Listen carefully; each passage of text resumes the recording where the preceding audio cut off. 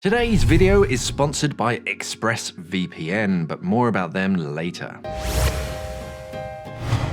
Hi everybody, welcome to the Dive Brief. In today's video I'm going to be talking about wetsuits, more specifically what kind of thickness and temperature ranges and different types of neoprene, because we live in a wonderful age where the world is starting to become a bit more eco-conscious, and gone are the days where we're just using petroleum-based neoprene. We do still have some which are chemical-based, but we're starting to find and create alternatives to those petroleum-based neoprenes in different neoprene alternatives and just materials that can literally be grown and almost recycled after we've used them. So it is quite interesting to kind of know a little bit more about the wetsuits that you're buying. Let's take a closer look.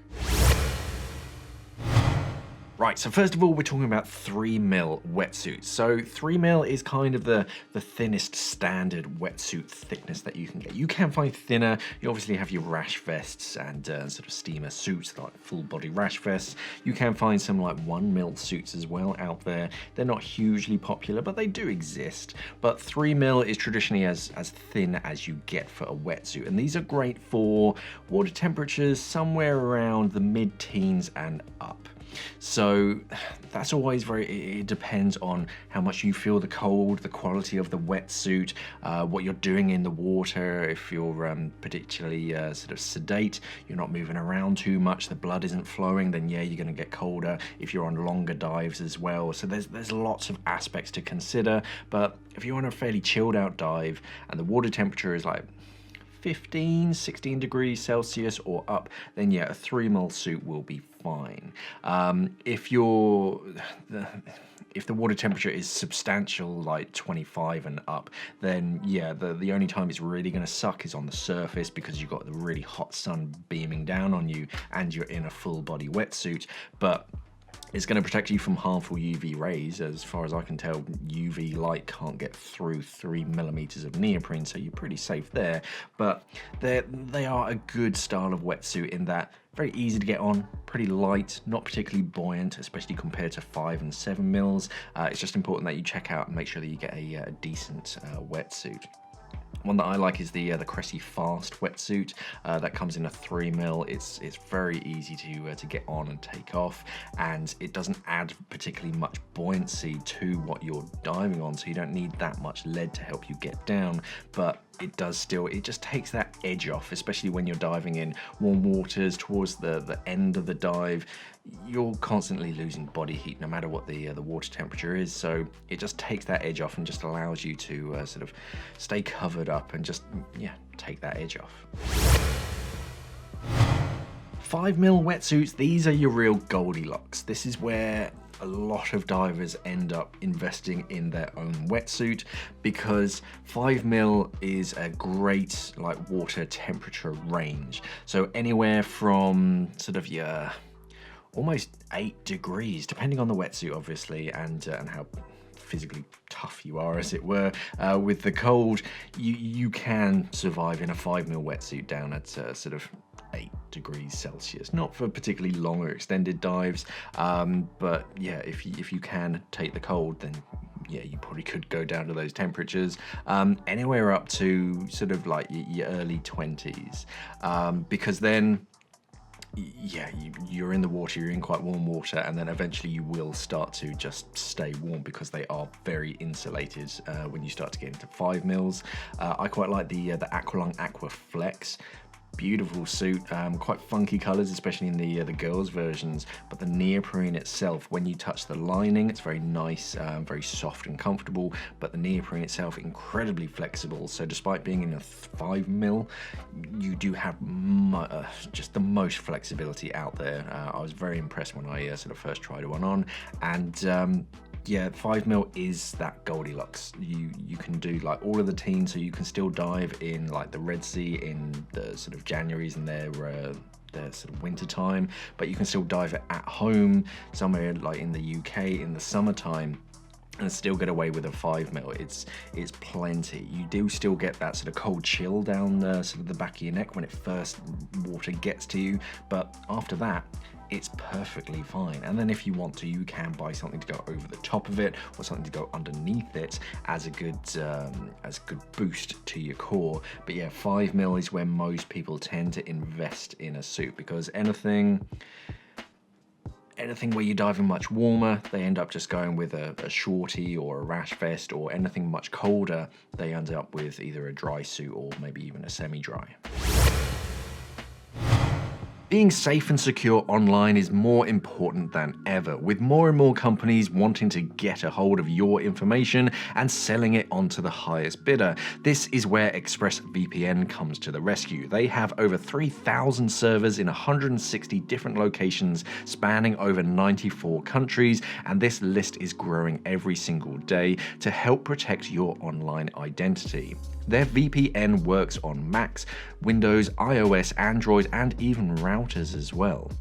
ExpressVPN even works with Netflix to help stream your media content. So say you're a massive Office fan and you live in the United States, you can't actually access that show on Netflix. Well, using ExpressVPN, you can connect to the Netflix in the UK, which has The Office, as of recording, so that you can binge watch it for the millionth time.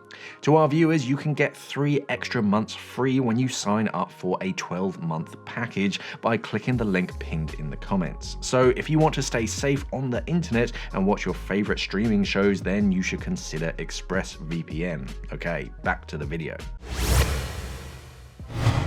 7mm thick and sometimes 8mm wetsuits like the Apex Thermic are typically they're often called semi-dry wetsuits, because at this point, when you're getting to like 7-8mm thick of neoprene, it's worth the suit just boosting up its extra features. Like the zipper are typically dry zippers to prevent water from flushing in. They typically have built-in hoods as well. These are for water temperatures sort of 10 degrees Celsius and below, so pretty cold waters where a lot of divers end up in dry suits. But if you're not dry suit qualified or you don't fancy them, then semi-dries are pretty good nowadays. I mentioned the Thermic earlier for 2 reasons. One, because it is sort of an 8-7mm suit, so it is nice and warm. It is a little bit bulky compared to a 5 or a 3mm, obviously, because it's that much thicker. But one thing that I wanted to mention, other than the warmth, is the neoprene that it's made out of. So it's made out of limestone-based neoprene. So instead of petroleum-based, where they're getting oil out and they then refine it down and they turn it into the foam and all that kind of stuff, they're actually taking it from limestone, which is much more environmentally friendly. But also looking at the glues and the dyes that they're using, and a lot of other suits are using as well. So look for key points in the glue that the manufacturer is using, the type of neoprene as well, because limestone tends to be a bit more hypoallergenic as well, so less people react to it. And the glue, a lot of the glues are water-based as well. Not that they'll just break apart as soon as they hit water, but less chemicals and all that kind of stuff. And the lining as well, if it's made out of post-consumer grades sort of recycled materials, it's better for the environment. They're trying to take a step away from sort of virgin nylon and polyurethane, so now we're seeing a lot of recycled plastic bottles going into the lining of these kind of suits, so we're definitely heading in the right direction. And finally, we get on to the final type of neoprene, and it's something like Ulex Pure, that's in the 4th Element surface wetsuit. So Ulex Pure is very different from both petroleum-based and limestone-based neoprene in that it's kind of harvested from plants. So they have a dedicated plant that they grow, they then harvest it responsibly, and then they refine it down and turn it into this foam that they call Ulex Pure. And this is a neoprene alternative, which is much more eco-friendly, it's sustainable, and afterwards it's a lot better for the environment compared to the petroleum-based neoprene. Again, environmentally friendly and hypoallergenic as well, so it's better for you. and everything on the surface it's really a sort of a passion project for Fourth Element to be as environmentally friendly as possible. So the logo detailing again is water-based ink, the lining as well, post-consumer grade plastic bottles, and yeah, just everything on it is made to be as eco-friendly as possible, even down to the bag that it comes in.